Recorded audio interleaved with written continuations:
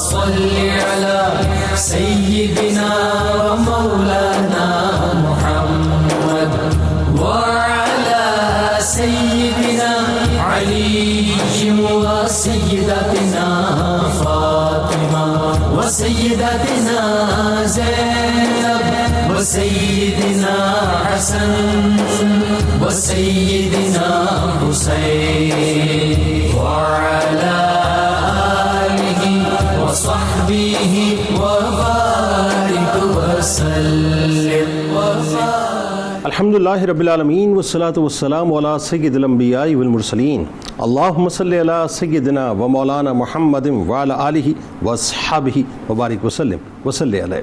دنیا کی تمام دیکھنے والوں کو، تمام چاہنے والوں کو، تمام پیار کرنے والوں کو، اور جہاں جہاں تک اس وقت میری آواز کو سنا اور مجھے دیکھا جا رہا ہے، جنید اقبال کی جانب سے انتہائی محبت کے ساتھ السلام علیکم۔ ایک بار پھر ناظرین، آپ کو پر نور صبح میں صبح نور کے ساتھ میں دل کی گہرائیوں سے خوش آمدید کہتا ہوں، اور آئیے بلا توقف چلیں گے حضرت ابو انیس محمد برکت علی علیہ رحمہ کی تعلیف اسماء النبی کریم صلی اللہ علیہ وآلہ وسلم سے رسول اللہ صلی اللہ علیہ وآلہ وسلم کا ایک اسم مبارک پڑھنے اور سننے کی سعادت حاصل کرتے ہیں۔ سیدنا الغافر صلی اللہ علیہ وآلہ وسلم، ہمارے سردار، معاف فرمانے والے، درود و سلام بھیجے اللہ آپ صلی اللہ علیہ وآلہ وسلم پر، آپ صلی اللہ علیہ وآلہ وسلم کے آل پاک پر اور صحابہ کرام رضوان اللہ تعالیٰ علیہم اجمعین پر۔ حضرت ابو ہریرہ رضی اللہ تعالیٰ عنہ سے روایت ہے کہ حضور نبی کریم صلی اللہ علیہ وآلہ وسلم نے ارشاد فرمایا، جو شخص کسی دوسرے کو معاف کر دیتا ہے تو اللہ تبارک و تعالیٰ اس کی عزت بڑھا دیتا ہے، اور جو آدمی اللہ تعالیٰ کی رضا کے لیے عاجزی اختیار کرتا ہے اللہ تعالیٰ اس کے درجات بڑھا دیا کرتا ہے۔ ناظرین کرام، ہمارے ساتھ ضرور جڑے رہیے، کیونکہ آج ایک انتہائی ممتاز شخصیت یعنی سلسلہ چشت کے ستارے حضرت خواجہ شاہ کلیم اللہ چشتی جہاں آبادی رحمۃ اللہ علیہ کی بارگاہ میں مل کر ہدیہ عقیدت پیش کریں گے۔ یعنی 17ویں اور 18ویں صدی عیسوی کی سلسلہ چشت کی انتہائی ممتاز و بلند پایہ ہستی، جامع العلوم، بحر العلوم، عارف باللہ، واصل باللہ، مجدد سلسلہ عالیہ چشتیہ نظامیہ، شیخ المشائخ، محدث کامل، شاہ کلیم اللہ چشتی جہاں آبادی رحمۃ اللہ علیہ ناظرین حضرت سیدنا صدیق اکبر رضی اللہ تعالی عنہ کی اولادوں میں سے ہیں، جو نقشبندیہ اور قادریہ سلسلے کا بھی فیضان اپنے ساتھ سمجھتے ہوئے ہیں۔ آپ رحمۃ اللہ علیہ کو سلسلہ چشتیہ میں خاص اہمیت اور عظمت کامل حاصل تھی۔ ان کے زمانے سے ناظرین سلسلہ چشتیہ کا دور تجدید اور احیاء باقاعدہ شروع ہوتا ہے، یعنی سلسلہ چشت کا نشاط ثانیہ انہی کی کوششوں کا مرہون منت تھا۔ حضرت شاہ کلیم اللہ رحمۃ اللہ علیہ نے رشد و ہدایت کی شمع ایسے زمانے میں روشن کی ناظرین جب ہندوستان کے مسلمان نہایتی نازک ترین دور سے گزر رہے تھے۔ اس وقت دہلی علوم و فنون کا مرکز تھا، بڑے بڑے علماء اور صوفیاء نے ظاہری و باطنی علوم کے میخانے اپنے اپنے انداز سے سجا رکھے تھے، مگر سلطنت مغلیہ کا آفتاب، یہ آپ جانتے ہیں ناظرین، یہ بھی تاریخ بتاتی ہے کہ غروب ہونے کو تھا۔ معاشرے پر انحطاط کا جو رنگ تھا ناظرین وہ مکمل طور پر چھا چکا تھا، اور دوسری طرف مذہب کی جو روح تھی وہ بھی کسی حد تک ختم ہوتی جا رہی تھی۔ حضرت شاہ کلیم اللہ رحمۃ اللہ علیہ نے تنزل اور انحطاط کے اس دور میں احیاء ملت اور اعلاء کلمات الحق کے لیے جو کوششیں کی وہ اسلام ہند کے لیے ایک یعنی ایسی تاریخ ہے کہ اسے اگر آب زر سے لکھا جائے ناظرین تو غلط نہ ہوگا۔ وہ مسائد یعنی نام مسائد حالات کو بھی مکمل طور پر پہچانتے تھے، زمانے کی رفتار کو بھی دیکھتے رہتے، یعنی انتہائی زبردست نباز بھی تھے، ان کو پتہ تھا کہ زمانے کی رفتار کیا ہے، لیکن ہمت نہ ہارتے تھے، پکار کے ایک ہی بات کہتے تھے کہ اعلاء کلمات الحق میں مصروف رہو اور اپنے جان و مال کو اسی میں صرف کرتے رہو۔ مولانا شاہ کلیم اللہ شاہ جہاں آبادی رحمۃ اللہ علیہ کا تعلق ناظرین ایک علمی اور روحانی خانوادے سے تھا۔ ان کے اجداد بالخصوص فن تعمیر میں جہاں اپنا ثانی نہیں رکھتے تھے وہاں علمی اور روحانی دنیا میں ایک خاص مقام رکھتے تھے۔ حضرت علامہ مولانا خواجہ شاہ کلیم اللہ رحمۃ اللہ علیہ کا شمار ناظرین اکابر اولیاء ہند میں ہوتا ہے۔ آپ کے خوارق عادات اور زود و طاعت کا شعرہ دور دور تک پھیلا ہوا تھا، بڑے بڑے نامور شیوخ آپ کو جانتے تھے اور آپ کے معتقد تھے، اور آپ خود پائے کے شیخ تھے، علم و فضل میں یگانہ روزگار تھے، بڑے بڑے علماء آپ کے مقام علمی کے معترف تھے۔ یہ جو بات ہے ناظرین یہ بڑی اہم بات ہے صاحب، صوفیہ کو آپ اٹھا کے دیکھ لیجئے ان کی تاریخ، یعنی علمی طور پر اللہ تبارک و تعالیٰ نے ان کو وہ کچھ عطا کیا ہوتا ہے جس کا ہم تصور بھی نہیں کر سکتے۔ مدینہ منورہ میں ناظرین یعنی عالم یہ تھا کہ جب آپ مدینہ منورہ عمرہ سے دہلی واپس ہوتے ہیں تو خانم بازار میں ایک مسجد میں قیام کرتے ہیں اور تعلیمی بساط بچھا کر باقاعدہ درس و تدریس کا سلسلہ شروع کرتے ہیں۔ علمی استطاعت تو آپ کی حد درجے کی تھی، یعنی عالم یہ تھا کہ اپنے وقت کے عظیم محدثین اور شیوخ سے آپ نے تحصیل علم کیا تھا۔ آپ کا جو درس تھا ناظرین، وہ علم و معرفت کا اپنا ایک یوں سمجھ لیجیے خزانہ ہوا کرتا تھا۔ دور دور سے طلباء آپ کے دروس کے اندر شامل ہوتے تھے۔ شاہ کلیم اللہ رحمۃ اللہ علیہ کے دادا احمد معمار رحمۃ اللہ علیہ ناظرین عہد شاہجہانی کے مشہور ماہرین فن میں سے تھے، یعنی شاہان مغلیہ کی طرف سے انہیں نادر العصر کا خطاب ملا تھا۔ خاندان کلیمی کے جو تعمیری کارنامے ناظرین وہ بڑے کمال ہیں صاحب، اور اس کو پڑھ کے یقین مانیے میں انگشت بدندہ رہ جاتا ہوں۔ آج تو بڑی ٹیکنیکس اور ظاہر بڑی مشینری موجود ہے نا، اس زمانے کے اندر تو ایسا کچھ تھا نہیں، لیکن آگرہ کا جو تاج محل ہے آپ کو سن کے حیرت ہوگی، جو 7 ونڈرز آف دی ورلڈ میں شمار ہوتا ہے ناظرین، یہ انہی کے دادا کا بنایا ہوا ہے۔ اسی طرح دہلی کا لال قلعہ ہو، دہلی کی جامع مسجد ہو، لاہور میں نواب آصف خان کا محل ہو، شمشیر گڑھ اور حسن ابدال کے قلعہ جات ہو، اورنگ آباد میں مقبرہ دلراس بیگم ہو، یہ سب انہی کی تعمیرات ہیں ناظرین۔ یعنی حضرت علامہ مولانا خواجہ شاہ کلیم اللہ رحمۃ اللہ علیہ کو اللہ تبارک و تعالیٰ نے لوگوں کے دلوں میں یوں کہہ لیجئے کہ معماری کرنے کے لیے چن لیا تھا۔ یعنی آپ کے جو اجداد تھے وہ تو فن تعمیر سے تعلق رکھتے تھے، لیکن آپ لوگوں کے دلوں کے معمار تھے۔ حضرت شاہ کلیم اللہ رحمۃ اللہ علیہ کو ناظرین اللہ تبارک و تعالیٰ نے توکل اور قناعت کی بھی بے پناہ دولت سے مالا مال کیا تھا۔ دہلی میں آپ رحمۃ اللہ علیہ کی جو مالی حالت تھی وہ اچھی نہ تھی، اسرت اور تنگ دستی میں زندگی گزارتے تھے، کبھی کبھار تو فاقے بھی ہو جایا کرتے تھے، لیکن کسی کے سامنے دست سوال کو دراز نہیں کیا کرتے تھے۔ یعنی عالم یہ تھا کہ عمرہ اور سلاطین کی طرف سے بہت ساری نظریں جاگیریں آپ کو جو آفر کی جاتی تھیں، لیکن آپ کسی سے جاگیر یا نظر قبول نہیں کرتے تھے۔ حضرت شاہ کلیم اللہ رحمۃ اللہ علیہ کو ہندوستان میں یعنی یوں کہہ لیجئے کہ ہندوستان کے حوالے سے خاص جو سوچ آپ کے اندر پریویل کرتی تھی وہ یہ کرتی تھی کہ اسلام کو یہاں پر ترقی پذیر ہونا چاہیے، اور یہ ان کا احسان ہے، احسان عظیم ہے اس امت پہ ناظرین کہ اسلام کا پیغام پہنچانے کے لیے آپ مسترب رہا کرتے۔ جیسا میں نے آپ کو کہا کہ اسلام کو باقاعدہ آپ نے اپنے دور میں ری ویمپ کیا، چنانچہ بار بار مریدین کو اعلاء کلمات الحق کی آپ تلقین کیا کرتے تھے، اور لوگوں کو یہ کہتے تھے کہ جو مٹیریلزم ہے ناظرین اس سے جو ہے تمہیں دور رہنا چاہیے، اور ہمیشہ لوگوں کو یہ کہتے تھے کہ دنیا کی جو محبت ہے وہ اپنے دلوں سے ختم کر دو، صرف اللہ اور اس کے رسول صلی اللہ علیہ وآلہ وسلم کی محبت کو اپنے دلوں میں بسا لو۔ آغاز کرتے ہیں آپ سے مفتی صاحب، کمال شخصیت ہے صاحب حضرت خواجہ شاہ کلیم اللہ چشتی جہاں آبادی رحمۃ اللہ علیہ۔ یعنی آپ دیکھیے کہ اللہ تبارک و تعالیٰ ظاہر ہے یہ اس کا انتخاب ہے کہ وہ منتخب کرتا ہے اپنے بندوں کو، اور دین اسلام ہر دور میں روشن رہا ہے، لیکن وہی بات ہے کہ جب ہم اپنے اندر کوتاہیاں محسوس کرتے ہیں تو اللہ تبارک و تعالیٰ ہمارے درمیان سے جو ہے ایک ہستی کو پیدا کر دیتا ہے۔ لیکن پہلے بنیادی تعارف، خاندانی تعارف اور خاندان کلیمی کے جو تعمیری کارنامے جن کا میں نے صرف سیناپسس بیان کی، میں چاہتا ہوں اس پر ذرا ڈیٹیل گفتگو کریں کہ آج بھی جب آپ 7 ونڈرز آف دی ورلڈ آپ لکھتے ہیں گوگل پہ تو اس میں جو تاج محل آتا ہے وہ انہی کے اجداد کی جو ہے وہ تعمیر ہے۔ تو تعمیری کارنامے، علمی کارنامے، اور جب آپ دیگر کارنامے دیکھتے ہیں بتائیے ذرا۔ جی بہت شکریہ۔ اللہ رب العزت کا یہ نظام ہے کہ اس نے ایسی ایسی شخصیات کو کئی زمانوں کے اندر بلکہ ہر زمانے کے اندر پیدا فرمایا جو اپنے زمانے میں نادر ہوتے ہیں، اور بلکہ یوں کہیے کہ وہ اپنے زمانے کے تمام مسائل کا حل کرنے والے بھی ہوتے ہیں، اور اپنے زمانے کے اندر بڑی جدت لے کر آنے والے بھی ہوتے ہیں، ایسے ہی روحانی اعتبار سے بھی، ظاہری اعتبار سے، معاشرتی اعتبار سے، علمی اعتبار سے۔ یہ اللہ رب العزت کا ایک نظام ہے۔ اس لیے جب ہم اسلام کی تاریخ کو دیکھتے ہیں تو اسلامی تاریخ کی گود میں ہمیشہ ایسی ایسی ہستیوں نے پرورش پائی اور ایسی ایسی ہستیاں تشریف فرما ہوئیں کہ جو آسمان ولایت کے اور آسمان علم کے درخشندہ ستارے ہیں۔ اللہ حضرت شیخ شاہ کلیم اللہ جہاں آبادی دہلوی چشتی رحمۃ اللہ تعالی علیہ، آپ کی ذات والا صفات بھی انہی ہستیوں میں سے ایک بہت نمایاں مقام رکھتی ہے۔ بے شک آپ کے جو آبا و اجداد تھے وہ خوجند ایک علاقہ ہے ترکمانستان میں، وہاں بنیادی طور پر رہنے والے تھے۔ اچھا۔ اور یہ مغلیہ دور حکومت میں وہاں سے شاہ جہان کے زمانہ اور اس سے کچھ پہلے آپ دہلی کے اندر تشریف فرما ہوئے، باقاعدہ آپ بلائے گئے، باقاعدہ بلائے گئے۔ چونکہ وہاں جہاں خوجند کے اندر جہاں آپ رہنے والے تھے وہاں علم ریاضی، علم حیات، علم تعمیر، اس کا بہت بڑا ایسے سمجھے نام تھا اس علاقے کے اندر۔ یہ زمین آپ کا اوریجن تھی؟ ہاں۔ تو یہ جب یہاں مغلیہ بادشاہوں کو اس علاقے کے علوم اور فنون نے متاثر کیا، تو انہوں نے ان علوم کی بنیاد یہاں برے صغیر پاک و ہند میں رکھنے کے لیے آپ کے آباء و اجداد کو وہاں سے دعوت دی. یعنی آپ کہیے دوسرے لفظوں میں کہ ان علوم کو مغلیہ جو جتنے بادشاہ تھے انہوں نے انسپائر ہو کے امپورٹ کیا باقاعدہ. ایسے ہی ہے، کیونکہ اس میں ہمیں ان کے کردار میں یہ بات ضرور ملتی ہے کہ انہوں نے بہت سارے علوم اور فنون کی آبیاری کی، اور وہ ایسے ہی کرتے تھے کہ ایسی ہستیوں کو پھر دعوت دیتے اپنے علاقے میں.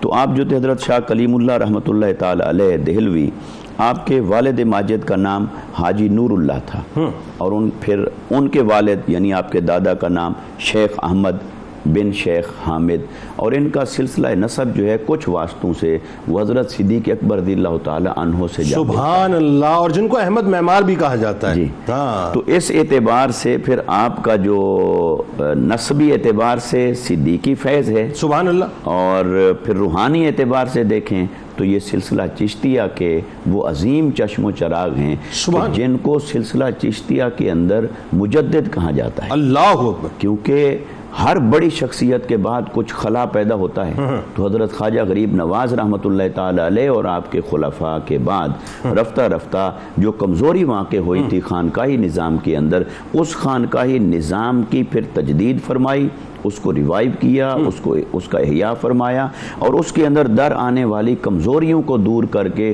اس کو پھر تر و تازہ کیا اور نئی بنیادوں پر کھڑا کیا. تو اس اعتبار سے آپ کو سلسلہ چشتیہ کا یہ مجدد بھی کہا جاتا ہے. بلکہ اگر میں غلط نہیں ہوں تو حضرت نصیر الدین چراغ دہلی رحمۃ اللہ علیہ، جن کے بارے میں کہا جاتا ہے کہ انہوں نے بھی اسی انداز سے احیاء کیا تھا سلسلہ چشت کا، ان کے بعد جو گیپ آیا اس گیپ کو آپ نے اوور کم کیا ہے. جی، اور یہ برے صغیر پاک و ہند کو دیکھیے تو یہاں پر سلسلہ چشتیہ کا ہمیں بہت بڑا کردار نظر آتا ہے اسلام کی ترویج و اشاعت میں، علوم دینیہ کی ترویج و اشاعت میں، اور روحانی اور طریقت کے علوم کی ترویج و اشاعت کے اندر حضرت خواجہ غریب نواز، حضرت خواجہ معین الدین چشتی اجمیری رحمۃ اللہ تعالی علیہ، آپ کا پھر آپ کے خلفاء کا اور سلسلے میں آنے والی ان اکابر ہستیوں کا، شخصیات کا اپنے اپنے زمانے کے اندر بہت بڑا کردار. اس میں تو کوئی دوسری رائے برے صغیر پاک و ہند سارے کا سارا یوں کہا جائے کہ سلسلہ چشتیہ کا مرہون منت ہے، تو یہ بات کوئی مبالغہ پر مبنی نہیں ہوگی. اچھا، آپ کا جو خاندان ہے، چونکہ آپ کے دادا وہ فن تعمیر کے ساتھ وابستہ تھے، اور فن تعمیر چونکہ اس زمانے میں جیسا کہ آپ نے بھی اپنے انٹرو میں ذکر کیا کہ اتنا آسان نہیں تھا. بالکل صحیح. ٹھیک ہے، تو وہ سارا کچھ تخلیقی صلاحیتوں کی بنیاد پر قائم تھا. یعنی قطع کلام کی مطلب اس زمانے میں آرکیٹیکٹس نہیں ہوتے تھے کہ بیٹھ کے آپ کو ڈرا کر کے بتائیں کہ جی کیا سینٹیمیٹرز ہوں گے، کیا انچز ہوں گی، وہ تو سارا تجربے کی بنیاد کے اوپر کام ہو رہا ہوتا ہے. یعنی جو آج کل ہمیں اکوپمنٹ حاصل ہے، جو مشینری علوم حاصل ہیں، مشینری حاصل ہے، تو وہ ساری چیزیں ناپید تھیں، اور اس کے باوجود انہوں نے اپنی تخلیقی صلاحیتوں سے یہ سارے کارنامے سر انجام دیے. تو جو آپ کے دادا اور پھر آپ کے آباء و اجداد کے ساتھ یہ جو عمارتیں معروف ہیں، یہ ان عمارتوں کو دیکھیے کہ کتنے عرصہ گزر گیا، اور ان کی شان و شوکت، ان کی تعمیر، ان کا نقشہ، ان کی تمام چیزیں آج بھی پوری دنیا کے لیے نہ صرف قابل رشک ہیں بلکہ وہ تقلید کی جاتی ہیں.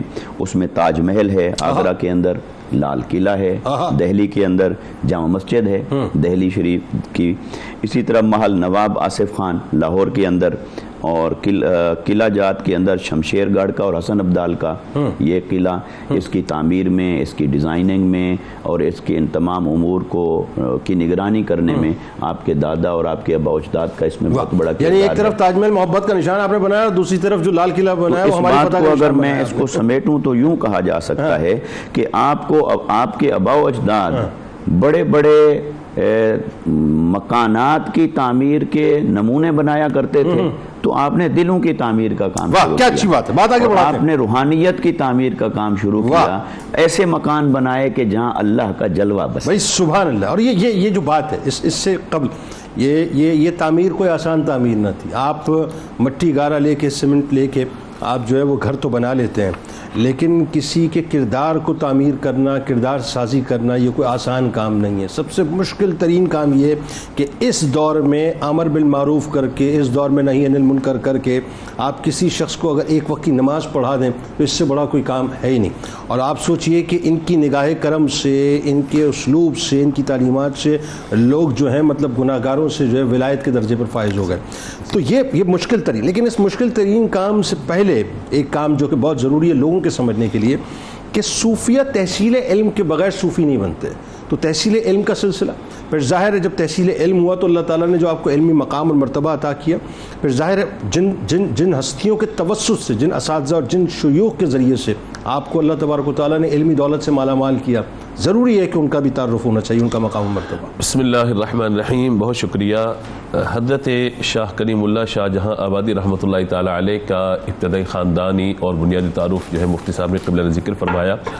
آپ نے فرمایا کہ اساتذہ کے حوالے سے اور تحصیل علم کے حوالے سے میں کچھ عرض کروں.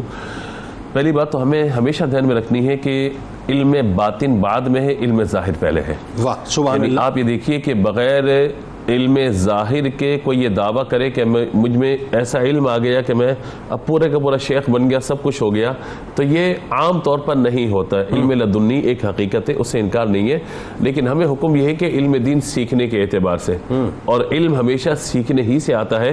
اور امام بخاری رحمۃ اللہ تعالیٰ علیہ نے پورا ایک باب باندھا بخاری شریف میں جس میں یہی بتایا گیا کہ علم باقاعدہ سیکھا جائے. اور نبی پاک علیہ الصلوۃ والسلام کی دنیا میں آمد کا مقصد بھی لوگوں کو ایجوکیٹ کرنا، تعمیر، ان کے کردار کی تعمیر، کریکٹر بلڈنگ پہ کام کرنا، اور نہ صرف ظاہری علوم بلکہ اس کے بعد جو ہے وہ حکمت و تزکیہ کے ذریعے ان کے باطن کو بھی صاف کرنا. انتہائی ہائیسٹ مورل گراؤنڈ. تو یہ جو ہم یہ کہتے ہیں کہ صوفیاء کرام کی تعلیم و تربیت اور ان کا روحانی فیضان یا اکابرین اساتذہ یا اپنے شیوخ سے اکتساب فیض کرنا اور پھر آگے فیض کا منتقل ہونا، تو یہ اصل میں فیض مصطفیٰ ہے جو اللہ تعالیٰ اولیاء کے ذریعے لوگوں میں روحانیت کو منتقل فرما رہا ہوتا ہے. تو اسی لیے بہت ضروری ہے کہ اس بات کو بار بار ذکر کیا جائے کہ تحصیل علم، تحصیل علم، تحصیل علم. جہاں پر آپ کے خاندان کی بات کی گئی کہ وہ معمار تھے، چیزوں کو بنانے والے تھے، پھر آپ کے بارے مفتی صاحب نے بڑا حسین جملہ فرمایا کہ وہ کریکٹر بلڈنگ، کردار سازی اور دلوں کو تعمیر کرنے والے تھے، کہ ایک وہ مکان ہے جہاں لوگ آباد ہیں اور ایک وہ مکان ہے جہاں اللہ کے جلوے آباد ہو. اللہ، تو اصل یہ بات ہے کہ اللہ تبارک و تعالیٰ کے جلوے جہاں آباد ہو. تو ظاہر ہے کہ اس ہستی کو جو تیار کیا گیا، ایک تو اللہ تبارک و تعالیٰ کی نگاہ انتخاب، اور پھر دوسری بات یہ ہے کہ دیکھیے کہ بظاہر آپ یہ دیکھیے تو خاندان میں تصوف کا کوئی رنگ نظر نہیں آتا. ہمیں خاندان میں تصوف کا کوئی رنگ نظر نہیں آتا، ان کی ڈائریکشن کچھ اور ہے.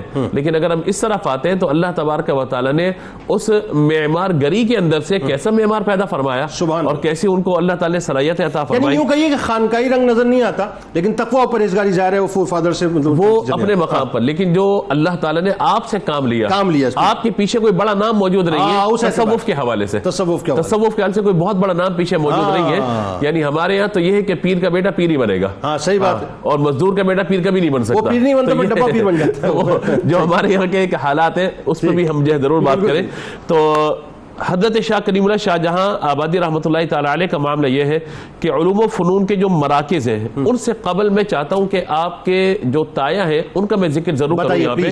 یعنی احمد معمار جو ہیں رحمۃ اللہ تعالیٰ علیہ، آپ کے جو دادا جان ہیں ان کے 3 صاحبزادے، ایک تو حاجی نور اللہ ہیں کہ جو آپ کے والد محترم ہوئے، ان سے 2 بڑے صاحبزادے عطا اللہ اور لطف اللہ ہیں جن کے بارے میں یہ ذکر کیا گیا کہ ان کو علم ہندسہ میں، علم حیات وغیرہ کے اندر، علم ریاضی وغیرہ میں، علوم و فنون میں دسترس حاصل تھی. لیکن جو ان کے جو دوسرے نمبر کے، یعنی پہلے تو بڑے صاحبزادے ہو گئے یعنی عطا اللہ جو بڑے تایا ہیں، اس کے بعد جو دوسرے تایا ان کے لطف اللہ، اللہ تبارک و تعالیٰ نے ان کو شعر و شاعری کا شغف بھی عطا فرمایا تھا. انہوں نے اپنے والد محترم اور خاندانی کارناموں پر پورا جو ہے پوری مثنوی لکھی جناب تاکہ جو ہے مطلب تمام خاندان کے معاملات کو لوگوں کے سامنے ذکر کیا جائے اور ساری باتوں کو بیان کیا جائے. اسی طریقے سے اگر یہ دیکھا جائے تو حاجی نور اللہ جو آپ کے والد محترم ہے، یہ بات رہ نہ جائے اس لیے میں عرض کر رہا ہوں یہاں پر کیونکہ خاندانی تعارف میں مفتی صاحب نے جو ذکر فرمایا میں چاہتا ہوں یہ بات پہنچے کہ کہا جاتا ہے کہ دہلی کی جامع مسجد پہ جو کتبے لگے ہوئے ہیں، یعنی آج تو یہ ہوتا ہے کمپیوٹر پہ ہم نے ٹائپ کیا اور مطلب رائٹنگ چینج کی اور فونٹ چینج کیا اور لا کے لگا دیا ہم نے، پہلے خطاطی ہاتھوں سے ہوتی تھی جناب، اور جو ہے پھر اس سے پیچھے تھوڑا سا آپ چلے جائیے تو باقاعدہ سیمنٹ سے یا گارے سے باقاعدہ حروف کو لکھا جاتا تھا.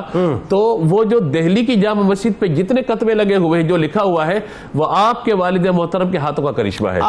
آج بھی آپ کے والد محترم کے ہاتھوں کی لکھی ہوئی. کیا بات ہے، سبحان اللہ سبحان اللہ. تو یہ نہیں کہ فقط ہم یہ کہیں کہ تعمیر اور فن تعمیر کے اندر مہارت، بلکہ اللہ تبارک و تعالی نے آپ کو سعادت بھی بخشی تھی کہ آیات لکھنا، حروف لکھنا، اشعار لکھنا اور اس ترتیب کے ساتھ لکھنا، تو یہ بھی اللہ تبارک و تعالی کا آپ کے خاندان پہ بڑا فضل و کرم تھا. اب ظاہر ہے کہ آپ کے اساتذہ کا جہاں ذکر آتا ہے تو دو اساتذہ کا خاص طور پر میں ذکر کروں یہاں پر. ایک تو یہ ہے کہ شیخ برہان الدین جن کا مشہور لقب ہے شیخ بہلول. اب یہ شیخ بہلول رحمۃ اللہ تعالی علیہ جو ہے یہ شیخ غوث محمد گوالیار کی اولاد میں سے، اور غوث محمد گوالیار رحمۃ اللہ تعالی علیہ کی شان یہ کہ آپ سیاح تھے اور سیاحت میں آپ نے زندگی گزاری ہے. اور آپ کی یہ شان رہی کہ آپ کے ایک ہاتھ میں کوزہ ہوتا تھا کندھے پر دوران سفر، اور بغل میں آپ کے مصلی ہوتا تھا جائے نماز ہوتی تھی، اور ہاتھ میں عصا ہوتا تھا اور چلتے چلے جاتے تھے. اور اللہ تعالیٰ نے اس سیاحت یعنی آپ کا لقب جو غوث ہے اور آپ کا نام جو غوث ہے، یہ کہا جاتا ہے کہ سرکار غوث پاک کا فیض آپ کو منتقل ہوا. سبحان اللہ کیا کہ. اور آپ کی شان یہ ہے کہ اگر آپ کی دو کتابیں جواہر خمسہ اگر ہم دیکھ لیں تو اس کتاب کو دیکھا جائے تو جتنے بھی اکابر ہیں اوراد و وظائف دیکھتے ہیں یا اوراد غوثیہ کے اندر چیزیں دیکھتے ہیں وہ ساری کی ساری وہاں پہ نظر آتی ہے. صرف ایک جملہ جو آپ کے دوسرے استاد ہیں شیخ ابو الرضا الہندی، یہ شاہ ولی اللہ محدث دہلوی رحمۃ اللہ تعالی کے تایا جان اور شاہ عبد الرحیم رحمۃ اللہ تعالی علیہ کے جو ہے وہ بھائی صاحب ہیں. تو آپ دیکھیے فیض جہاں پہ آپ کو خاندان شاہ ولی اللہ کا مل رہا ہے وہیں یہ ساری چیزیں آپ کو خواجہ غوث محمد گوالیار رحمۃ اللہ تعالی کی بارگاہ سے بھی نصیب ہو رہی ہے. بالکل کیا خوبصورت گفتگو ہو رہی ہے صاحب. اور اس سلسلے کو ذرا اور تھوڑا آگے بڑھاتے ہیں. اب ظاہری علوم کی تو ظاہر بات ہوئی اور یہ تو طے ہو گیا اور یہ سمجھنے والوں کو بھی سمجھنا چاہیے اور ریپیٹیڈلی ظاہر ہمیں بھی بیان کرنا چاہیے تاکہ یہ آج کے دور میں جو لوگ بیٹھ کے کنفیوژنس پیدا کرتے ہیں کہ صاحب صوفیزم کے اندر جو ہے وہ تو اب صورتحال دوسری. ٹھیک ہے ہم خود کنڈیم کرتے ہیں وہ تمام جو سو کالڈ صوفی ہیں کہ جن کو مطلب صوفیزم کا پتہ ہی نہیں، الف بے نہیں پتہ، لیکن جو دراصل صوفی ہیں ان کی تو بنیاد یہ ہے کہ پہلے ظاہری علوم کی تحصیل اس کے بعد باطنی علوم. اچھا اب دوسرا فیز شروع ہو گیا، یعنی ایک تو ظاہری علوم کا سلسلہ، اب آئیے باطنی علوم کی طرف. تو حضرت شاہ کلیم اللہ شاہ جہاں آبادی رحمۃ اللہ علیہ کا جو بیت و خلافت کا سلسلہ ہے، خاص طور پہ حجاز مقدس کا جو آپ نے سفر کیا اور حضرت شیخ یحییٰ مدنی رحمۃ اللہ علیہ کی خدمت میں حاضر ہوئے، پھر وہاں بیت ہوئے، پھر وہاں سے خرقہ خلافت ملا آپ کو، اور پھر اس کے بعد باقاعدہ آپ کو ڈپیوٹ کیا گیا دہلی کے لیے. دیکھیں نا جو روحانی، یوں کہیے کہ اگر میں غلط نہیں ہوں تو روحانی گورنری جو ہے آپ کو باقاعدہ وہاں سے عطا کی گئی. بتائیے ذرا. بسم اللہ الرحمن الرحیم. علوم کے بارے میں جو ہم نے گفتگو کی تو اس میں ایک یہ ہمارے صوفیہ نے فرمایا کہ اگر کوئی ظاہری علوم کے بغیر علم باطن کا دعویٰ کرے تو وہ دھوکے باز ہے، اور ظاہری علوم حاصل کرنے کے بعد اپنی باطنی ترقی اور باطنی تربیت کے لیے اہتمام نہ کرے تو وہ ناقص ہے. تو یہ دونوں چیزیں بہت ضروری ہیں کہ ہم ظاہری علوم کو بھی نہ چھوڑیں اور باطنی علوم پر بھی ہماری توجہ رہنی چاہیے. یہی ہمارے صوفیہ کا انداز تھا اور یہی آپ نے کیا کہ جب آپ نے اپنے ظاہری علوم کو مکمل کیا تو پھر آپ کے دل میں خواہش تھی کہ اب باطنی علوم کی طرف بھی متوجہ ہوں. سبحان اللہ. اس خواہش کی تکمیل کے لیے آپ ایک مجذوب شخصیت کے پاس گئے کہ آپ ان سے بیعت کر لیں. تو ہمارے یہاں پر تو ایسا ہوتا ہے نا کہ مرید جمع کرنے کی کوشش کی جاتی ہے کہ مریدوں کو جمع کر لیں، پھر چاہے تربیت کا اہتمام اچھے انداز سے ہو یا نہ ہو، اسٹرینتھ نظر آنی چاہیے. ہاں اسٹرینتھ نظر آنی چاہیے، ہم بتا سکیں گے ہمارے اتنے مرید ہیں. تو جب یہ حضرت شیخ کلیم اللہ صاحب جب وہاں پر گئے مجذوب کے پاس کہ آپ ہمیں بیعت کر لیں، تو انہوں نے کہا کہ تمہارا حصہ میرے پاس نہیں ہے بلکہ تم مدینے میں جاؤ، وہاں پہ شیخ یحییٰ مدنی ہیں، تمہارا حصہ وہاں پر ہوگا اور وہ مدینے کے قطب ہیں. اللہ. جب آپ نے یہ سنا تو آپ پر شوق کا ایسا عالم طاری تھا کہ آپ فوری طور پر روانہ ہوئے اور اپنے جو قریبی لوگ تھے ان سے ملاقات بھی نہیں کی اور فوری طور پر آپ روانہ ہو گئے. اب یہ جو شیخ یحییٰ مدنی رحمۃ اللہ تعالی علیہ ہیں، یہ بھی زبردست کامل صوفی، علم و عمل میں انتہائی با کمال شخصیت تھے. جب ان کے بارے میں اگر ہم پڑھتے ہیں تو ان کے بارے میں آتا ہے کہ ان کا تعلق احمد آباد گجرات سے تھا، اور یہ ایسی شخصیت کے حامل تھے کہ جب کوئی ان کی بارگاہ میں آتا تو فوراً اپنے باطنی معاملات کے ذریعے وہ اس کو پہچان لیتے تھے کہ کس مقصد سے آیا ہے. اللہ. اب جب یہ شاہ کلیم اللہ صاحب ان کے پاس پہنچے تو دیکھا کہ یہ شخص جو یحییٰ مدنی رحمۃ اللہ تعالی علیہ تھے، یہ شرح وقایہ پڑھا رہے تھے اس وقت. اب یہ شرح وقایہ ہے ظاہری علوم کی کتاب، فقہ پر کتاب ہے یہ. جب آپ وہاں پر پہنچے تو آپ نے دیکھا کہ یہ تو شرح وقایہ پڑھا رہے ہیں، تو پھر آپ کے ذہن میں یہ خیال آیا کہ یہ شاید ان کا تعلق ظاہری علوم سے یہ ہے، اور یہ باطنی علوم میں بہت زیادہ جو ہے نا وہ مہارت نہیں رکھتے ہوں یعنی میرا حصہ یہاں پر نہیں، میرا حصہ شاید یہاں پر نہ ہو. ٹھیک ہے. لیکن ابھی جب آپ وہاں پر بیٹھے ہی تھے، آپ کے دل میں یہ خیال آیا تو شیخ یحییٰ مدنی فوراً پہچان گئے کہ میرے مرید، میرے پاس جو آنے والا عقیدت مند ہے، اس کے دل میں کیا خیال آیا. آپ نے وہ کتاب پوری کی پوری ان کے اندر منتقل فرما دی، اور یہ عالم ہوا کہ شیخ کلیم اللہ صاحب کو اس کی عبارت پر جو دسترس تھی وہ بھی سمجھ میں نہ آ سکی. اللہ اکبر. تو پھر فوراً تائب ہوئے اور ان کی بارگاہ میں رہے اور ان سے پھر اکتساب فیض کیا. یعنی روحانی بلوٹوتھ سے جو ہے آپ نے باقاعدہ ٹرانسفر کیا ان کی روحانیت پوری سیٹ کر دیا، خود ہی سیٹ کر دی. اچھا، پھر اس کے بعد جو ہے وہ شیخ یحییٰ مدنی کی بارگاہ میں اکثر رہتے اور ان سے علوم و فنون حاصل کرتے. یہاں پر میں یہ ضرور ذکر کروں گا کہ شیخ کلیم اللہ صاحب نے جب علوم و فنون حاصل کرنے شروع کیے تھے تو وہ ناقص نہیں تھے، لیکن یہ ہے نا کہ فوق کل ذی علم علیم، کہ ہر علم والے کے اوپر ایک کوئی علم والا ہوتا ہے جو اس سے زیادہ علم رکھتا ہے. تو انسان آج کے دور میں جتنا بھی کامل ہو جائے، جتنا بھی اس نے کمال حاصل کیا ہو، اس کو تلاش علم کے سلسلے میں جو ہے وہ رکنا نہیں چاہیے. اپنے علم کو تلاش کرتے رہنا چاہیے، چاہے وہ ظاہری علوم ہو چاہے وہ باطنی علوم. اور یہی ہمارے بزرگوں سے ہمیں ملتا ہے کہ وہ تلاش علم کے لیے جستجو کیا کرتے تھے. آپ دیکھیں نا کمال بات کیسی، میں تو اس لذت میں ابھی تک کھویا ہوا ہوں کہ آپ کو ایک مجذوب باقاعدہ یہ بشارت دیتے ہیں کہ آپ کا حصہ میرے پاس نہیں ہے بلکہ مدینے پاک میں. تو ایک تو یہ کہ مدینے کی سرزمین سے حصہ ملنے والا ہے، اور جن کے ذریعے ملنے والا ہے وہ مدنی ہے، وہ مدنی ہیں. سبحان اللہ. اور پھر وہ ایسے باکمال ہیں کہ جب وہ مدینے میں پہنچے تھے تو وہ بھی اپنی مرضی سے نہیں پہنچے تھے. شیخ یحییٰ مدنی، ان کو ایک روحانی اشارہ ملا تھا اور ساری زندگی انہوں نے مدینہ طیبہ میں گزاری. اور بالآخر جب ان کا وصال ہوا تو حضرت عثمان غنی رضی اللہ تعالیٰ عنہ کے پہلو میں ان کی تدفین بھی ہوئی. یہ بزرگوں کی ایسی علامات ہیں، بزرگوں کی ایسی کرامات اور شانیں ہیں کہ جن کو پڑھنے کے بعد ہم اپنے کردار کو بھی سنوار سکتے ہیں، اور ان کی ذات کے پیچھے چلنا جو ہے یہ ہمارے دنیا اور آخرت میں کامیابی دلا سکتا ہے. سبحان اللہ. اچھا، بیعت و خلافت کا سلسلہ بتائیں. اچھا، پھر اس کے بعد جب یہ ادھر موجود تھے، آپ کی بارگاہ میں اکثر رہے، علوم و فنون حاصل کیے، تو پھر شیخ یحییٰ مدنی رحمۃ اللہ تعالی علیہ نے ایک عرصے کے بعد انہیں پھر بیعت و خلافت سے نوازا اور باقاعدہ انہیں یہ ایک کلا اور ایک شجرہ عطا فرمایا، اور پھر دہلی میں روانہ کیا، اور دہلی میں روانہ کرتے ہوئے فرمایا کہ آپ شیخ اچھا جو ہیں ان کو یہ چیزیں فراہم کر دیجیے گا. تو یہ باقاعدہ بیعت و خلافت کا سلسلہ بھی آپ کو اس انداز سے سپرد کیا گیا. تو یہ بیعت و خلافت بھی کیوں دی گئی؟ کیونکہ آپ کامل شخصیت تھے، ایک باکمال شخصیت تھے، اور بھرپور جو ہے نا وہ تقویٰ پرہیزگاری کے حامل تھے. سلسلے کو وہیں سے جوڑ لیتے ہیں. مفتی صاحب ذرا بتائیے، حضرت شاہ کلیم اللہ چشتی جہاں آبادی رحمۃ اللہ علیہ نے، اب چونکہ آپ دہلی کے لیے ڈپیوٹ ہو گئے، اور وہی بات اسی تسلسل میں کہ آپ کو باقاعدہ منتخب کر کے دہلی جو ہے بھیج دیا گیا. اب آپ کا اصل کام تو اب شروع ہونا تھا، یعنی ابھی تک تو آپ کی تیاری ہو رہی تھی، پود و باش ہو رہی تھی ظاہری اور باطنی طور پہ. یوں کہیے کہ اپنا جو را مٹیریل کو کندن کر کے باقاعدہ اب بھیج دیا گیا مدینہ پاک سے. تو مدرسے کی آپ نے بنیاد رکھی، کیسے رکھی، کہاں رکھی، یہ بتائیے. احیاء ملت یعنی اس کو ریوائم کرنے کے لیے اسلام کو کیا کیا آپ نے. پھر سلسلہ چشت کے جو تجدیدی کارنامے تھے ذرا اس حوالے سے بتائیے، اس کو مطلب جو خاص طور پہ اس کی تجدید کرنا، پھر اس کے جو کارنامے تھے. اور دہلی میں جو درس و تدریس کا سلسلہ آپ نے شروع کیا، اس کا انداز کیا تھا، خاص طور پہ جو عشق مصطفیٰ صلی اللہ علیہ وسلم کا رنگ آپ کی استعمال میں تھا، بتائیے. ہاں، یقیناً آپ نے بڑی اچھا اس کو نظم دیا کہ اب تک ہم نے بات کی کہ انہوں نے کیا کیا، کہاں کہاں سے حاصل کیا، اور صاحب ذریعے حاصل کیا تو اسے آگے پہنچایا، اب ڈیلیور کرنا ہے. اب یہی طریق ہے جو انہیں آقا علیہ الصلوۃ والسلام کے فیض کا آئینہ دار بناتا ہے. درست. اللہ رب العزت نے آقا علیہ الصلوۃ والسلام کو اپنی بارگاہ سے علم عطا فرمایا، اور پھر آپ کو بھیجا یعلمکم الکتاب والحکمہ، کہ اب آپ آگے پڑھائیے اور پہنچائیے. ٹھیک ہے. سلاسل طریقت کو جب ہم دیکھتے ہیں تو وہ بھی آقا علیہ الصلوۃ والسلام کے اس فیض کے عکس نظر آتے ہیں. ایسا نہیں ہے کہ وہ محض تسبیح اور عاد و وظائف اور خلوت اور مجاہدہ اور اسی میں مصروف رہتے تھے، بلکہ ظاہری علوم پہلے اور پھر اس کے ساتھ باطنی علوم. درست. اور دین کے ظاہر پر بھی اسی قدر محنت کرتے تھے جس قدر دین کے باطن پر محنت کرتے تھے. یہی وجہ ہے کہ حضرت شاہ کلیم اللہ جہاں آبادی دہلوی رحمۃ اللہ تعالی علیہ، آپ کو جب مدینہ پاک سے اتنے سارے فیوزات حاصل ہوئے اور آپ اپنی حصول علم اور حصول روحانیت کے نقطۂ کمال پر پہنچے اور مدینہ پاک سے واپس آئے، تو آپ نے دہلی واپس پہنچ کر خانم بازار کے اندر آپ نے ایک اپنا مسکن بنایا، اور وہی آپ کی خانقاہ کہلائی.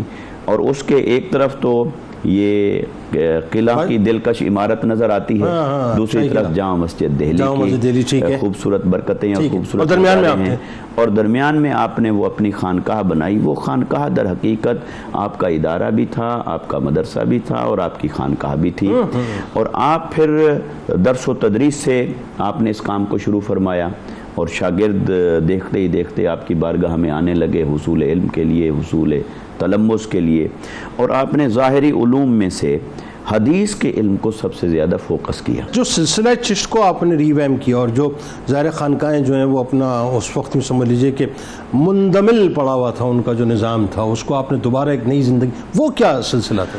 دیکھیے وقت کے ساتھ ساتھ گرد و غبار پڑ جاتا ہے، میل کچیل پڑ جاتی ہے، ہمارے کپڑے بھی میلے ہوتے ہیں، مکان بھی، جگہ بھی، گھر بھی۔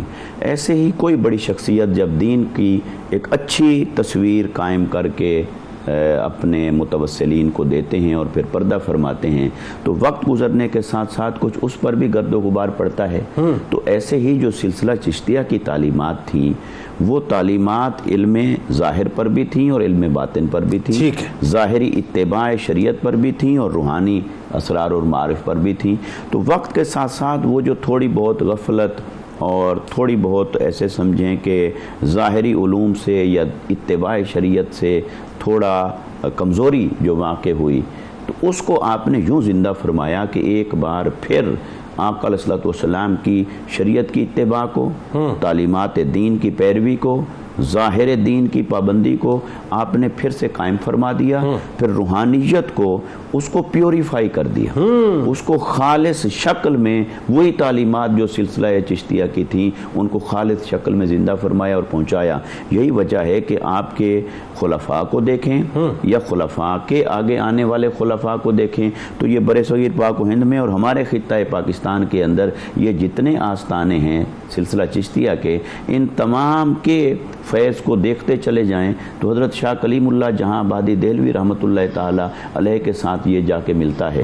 تو اس میں آپ نے اپنے شاگردوں کے ذریعے سے، خلفاء کے ذریعے سے اور سلسلہ کے متوسلین کے ذریعے سے اس سلسلے کی حقیقی روحانی تعلیمات کو پھر سے زندہ فرمایا، انہیں صاف اور شفاف بنایا، اور جامد تصوف کی بجائے انہیں ایک متحرک اور فعال تصوف کی طرف لے کر آئے۔ اور وہ تصوف جو تھوڑا بہت لوگ تصوف کے نام پر بے عملی کی طرف جا رہے تھے، آپ نے عمل کو دوبارہ سے زندہ فرمایا، تو ظاہر اور باطن کو پھر سے آپ نے زندہ فرما دیا۔ یہ آپ کا کارنامہ آپ کو تجدید کی کے ساتھ متصف کرتا ہے سلسلہ چشتیہ کے اعتبار سے۔ بالکل، جو خاص طور پہ ایک بات اور، ایک طرف تو ظاہر آپ کے سامنے یہ ایک بہت بڑا ٹارگٹ تھا کہ آپ نے احیاء ملت کے لیے، احیاء دین کے لیے یا احیاء سلسلہ چشت کے لیے جو کام کرنا تھا، کیونکہ بہت مشکل ترین کام ہوتا ہے کہ جب برسوں کی یا برسا برس کی گرد پڑ جائے کسی نظریے کے اوپر یا کسی ایکٹیویٹی کے اوپر، اب دوبارہ جب آپ ان کو زندگی دیتے ہیں تو اس میں بڑا آپ کو وقت لگتا ہے۔ لیکن بات وہی ہے کہ ایک طرف تو یہ کام ہو رہا ہے، دوسری طرف یہ کہ آپ نے دنیاوی اسباب کا استعمال نہیں کیا۔ یعنی آپ یہ دیکھیے کہ بادشاہوں سے آپ ایک ڈسٹنس، اور یہ سلسلہ چشت کا خاصہ بھی ہے کہ بادشاہوں سے ڈسٹنس رکھنا، اور کتنے تحائف آپ کے پاس آتے تھے، جاگیریں آفر ہوتی تھیں، کئی واقعات بھی بتائیے گا ذرا، تو آپ ان کو بھی ایکسیپٹ نہیں کرتے تھے۔ ایون توکل اور استغنا جو ہے آپ کا ایسا کہ فقر و فاقہ ہے لیکن اس کے باوجود نگاہ جو ہے کسی جاگیری طرف نہیں ہوتی تھی، اور اخلاق و محاسن بھی آپ کے کیا کمال تھے، بتائیے ذرا۔ بسم اللہ الرحمن الرحیم۔ دیکھیے اولیاء کا یہ خاصہ ہے کہ وہ توکل اور استغنا کے ساتھ ساتھ دولت قناعت کو اختیار کرتے ہیں۔ اگر توکل ہو اور درست انداز میں نہ ہو تو پھر قناعت نصیب نہیں ہوتی، اور جب قناعت نہیں ہے تو استغنا نصیب نہیں ہوگا۔ بالکل ٹھیک ہے۔ توکل کا معنی ہوتا ہے اپنے سارے معاملات اللہ تبارک و تعالی کے سپرد کرنا، ظاہری اسباب اختیار کرتے ہوئے، درست ظاہری اسباب جو بھی اختیار کریں اور سارا معاملہ نتیجہ اللہ تبارک و تعالیٰ کی رحمت کے سپرد کریں۔ دوسرا آسان سا معنی ہے توکل کا کہ اپنے معاملات کا کسی کو وکیل بنا دینا، اس کے سپرد کر دینا کہ یا اللہ یہ معاملہ اب تیرے سپرد ہے، اور ایمان والوں کو اسی کا حکم بھی دیا گیا۔ توکل کا معنی ظاہری اسباب کو چھوڑ دینا نہیں ہے، یعنی ہاتھ پہ ہاتھ رکھ کے بیٹھ جانا کہ آتا رہے گا مجھے یا لوگوں کے چندے پر میں پلتا رہوں گا، یہ مزاج نہیں ہونا چاہیے، یہ توکل نہیں ہے، یہ پھر لوگوں کی جیبوں پہ نظر رکھنا ہے جو آج کل ہو رہا ہے ہمارے یہاں۔ تو توکل کا معنی یہ ہے کہ تمام معاملات ظاہری اختیار کیے جائے اور بھروسہ اللہ تبارک و تعالی کی ذات پہ کیا جائے، یہ توکل کا معنی ہے۔ جب بندہ توکل اختیار کرتا ہے اور بھروسہ اللہ کی ذات پہ کرتا ہے تو پھر غیروں سے وہ مستغنی ہو جاتا ہے۔ اسی کو کہا جاتا ہے استغنا، یعنی بے پرواہ ہو جانا۔ اور جب وہ توکل اس نے اختیار کر لیا، استغنا آ گیا، اب وہ دولت قناعت حاصل کر لیتا ہے۔ تو دولت قناعت کا مطلب کیا ہے؟ جو میرے پاس ہے اسی پر میں گزارا کر کے صبر و شکر کے ساتھ اپنی زندگی گزاروں۔ کیا کہنا؟ یہ تین چیزیں جب مل جاتی ہیں تو اللہ تبارک و تعالی پھر ولایت کے درجے اس کو عطا فرما دیتا ہے۔ سبحان اللہ۔ اور اولیاء کرام کی یہی شان ہوتی ہے۔ ہم حضرت کا سلسلہ اگر دیکھتے ہیں یہاں پر تو اللہ تبارک و تعالی نے آپ کو بے پناہ توکل عطا فرمایا تھا۔ اور آپ دیکھیے کہ جس طرح قبلہ مفتی صاحب نے آپ کے مدرسے کا ذکر کیا، طلباء کا ذکر کیا، اور وہاں کے قیام و طعام کے لیے طلباء کا اہتمام و انتظام، ساری چیزوں کا جو ذکر بھی فرمایا گیا، آپ بتائیے بغیر توکل کے کیسے ممکن ہے کہ ایک بازار میں آ کر آپ بیٹھ جائیں، درس و تدریس کا سلسلہ شروع فرما دیں؟ لیکن توکل اللہ کی ذات پہ تھا تو اللہ نے خلقت کو آپ کی طرف متوجہ کر دیا اور آپ کا فیض لوگوں تک پہنچنا شروع ہو گیا۔ تو یہ ہمیں یہاں پہ نظر آتا ہے۔ دوسرا یہ ہے کہ جب آپ کا اپنا ذاتی معاملہ ہے تو اس کے لیے آپ نے یہ کیا ہوا تھا، دائر گزر اوقات تو کرنی ہے کہیں نہ کہیں۔ ایک مکان جو آپ کو ورثے میں ملا ہوا تھا، آپ نے وہ مکان کرائے پہ دیا، اپنے لیے ایک چھوٹی رہائش کا انتظام کیا۔ وہاں سے جو کرایہ آتا تھا وہ چھوٹی جگہ پہ کرائے پہ اس کو استعمال کرتے تھے، اور جو بچ جاتا تھا اس سے اپنی گزر اوقات کیا کرتے تھے۔ یعنی یہ دیکھیے کہ اللہ تبارک و تعالیٰ کی عطا اور مہربانی کہ بڑے گھر سے نکل کے چھوٹے گھر میں آ گئے، لیکن توکل کو نہیں چھوڑا، قناعت کو نہیں چھوڑا۔ یہ اللہ تبارک و تعالیٰ کا خاص جو ہے وہ مطلب آپ پر کرم تھا، فضل تھا کہ جو اللہ تعالیٰ نے آپ کو ذاتی ملکیت میں جو مکان دیا تھا کرایہ پہ دے کر، اس سے جو کرایہ آتا چھوٹے مکان میں رہ کر آپ اپنی زندگی گزارا کرتے، اور جو پیسے بچ جاتے ان سے راشن وغیرہ اہتمام کر کے اپنی زندگی گزارا کرتے۔ اچھا، جو اس وقت کے وہاں کے بادشاہ تھے انہوں نے کئی مرتبہ آپ کو آفر کی کہ ہم آپ کو رقم دے دیں، شاید خزانے سے کوئی ماہانہ باندھ دیں، آپ کا مہنتانہ باندھ دیں، کوئی روزانہ باندھ دیں، کوئی ہفتہ باندھ دیں۔ آپ نے تمام چیزوں کا منع فرمایا، کہا کہ مجھے ان چیزوں کی نیڈ نہیں ہے اور میں ان تمام چیزوں کی طرف نہیں جانا چاہتا۔ مطلب شاہد علی نے آپ دیکھیے نا کہ مطلب اپنا کئی مرتبہ آپ کو حویلیاں اور پتہ نہیں کیا کچھ ساری چیزیں، ایون جو جمعہ پڑھنے کے لیے آپ تشریف لے جس مسجد کے اندر تشریف لے جاتے تھے، بادشاہ بھی وہاں پر آتا تھا، یعنی وہ اس لیے آتا تھا وہاں پہ مجبوراً کہ آپ اسے ملاقات کا وقت نہیں دیتے تھے۔ آپ فرماتے ہیں ملاقات کا وقت نہیں۔ تو یہ جو استغنا ہے نا، یہ اللہ تبارک و تعالی کی خاص عطا ہوتی ہے اولیاء کرام وغیرہ کے حوالے سے۔ آپ کا جو مزاج تھا، آپ حلیم الطبع تھے۔ حلیم الطبع کا مطلب یہ ہوتا ہے یعنی حلم اور برداشت، یعنی درگزر کرنا، معافی معافی معافی۔ اگر کوئی معافی مانگتا آپ سے، کوئی آ جاتا کسی معاملے پر، یا آپ کو علم میں آ جاتا کہ کسی بندے سے کوئی بات ناراضی کے اعتبار سے اس کی ہے، تو آپ درگزر فرماتے تھے بہت زیادہ۔ اور آپ کے جو سیرت نگار ہیں انہوں نے لکھا ہے کہ آپ گویا کہ اس شعر کے مصداق تھے کہ نا رسائی سے دم رکے تو رکے، میں کسی سے خفا نہیں ہوتا۔ اور میں اگر آج کے دور میں اس کو یوں کہہ دوں، یعنی آپ کے اخلاق اور محاسن کو سامنے رکھتے ہوئے، تو ہجوم غم میری فطرت بدل نہیں سکتے، ہجوم غم میری فطرت بدل نہیں سکتے، کیا کروں، مجھے عادت ہے مسکرانے کی۔ تو یہ لبوں پر جو مسکراہٹ ہے، تو یہ خاصہ تھا آپ کا کہ لوگ آپ کے ساتھ جڑے رہتے تھے۔ اور آپ نے اپنے مریدین کو بھی یہی آپ نے ہدایت فرمائی تھی، فرمایا ہمارا کام لوگوں کے دلوں کو جوڑنا ہے، لوگوں کے دلوں کو ایک جگہ کرنا ہے۔ اس میں جتنی بھی مشکلات آ جائیں، پریشانیاں آ جائیں، آپ خندہ پیشانی سے برداشت کرتے چلے جائیے۔ یہ اللہ تبارک و تعالی کی خاص عطا اور مہربانی تھی کہ توکل، استغنا، قناعت کے ساتھ اللہ نے آپ کو بہترین اخلاق و محاسن سے بھی نوازا تھا۔ کیا کہنا، بہت شکریہ آپ تینوں آپ کا تشریف لائے، کیا کمال، کیا حسین اور کیا پر لطف گفتگو ہوئی ہے۔ اور کتاب الشفا کی جانب آپ کو لیے چلتے ہیں۔ تنگ دستی، چونکہ ظاہر ہے اس وقت پریشانیاں بہت زیادہ ہیں، بے روزگاری بہت ہے، غربت بہت، اس کا خاتمہ کیسے ہو؟ تو آپ کو ایک عمل بتلا دیتے ہیں، ذرا اس کو نوٹ کر لیجئے کہ اگر گھر میں تنگ دستی ہو تو کثرت کے ساتھ یہ دعا پڑھیں، استغفر اللہ ربی من کل ذنب واتوب الیہ، انشاءاللہ بہت جلد تنگ دستی کا خاتمہ ہو جائے گا۔ اور استغفار کی تسبیح تو ویسے بھی ہمیں کرتے رہنی چاہیے، کیونکہ یہ بہت سے مسائل کا حل ہے، بہت سے مسائل کا حل، بلکہ تمام مسائل کا حل ہے۔ حضرت علی کرم اللہ وجہ الکریم کا کمال قول مبارک ہے کہ اگر کوئی شخص تمہارا دل دکھائے تو ناراض مت ہونا، کیونکہ یہ قدرت کا قانون ہے، جس درخت کا پھل میٹھا ہوتا ہے لوگ اسی کو پتھر مارتے ہیں۔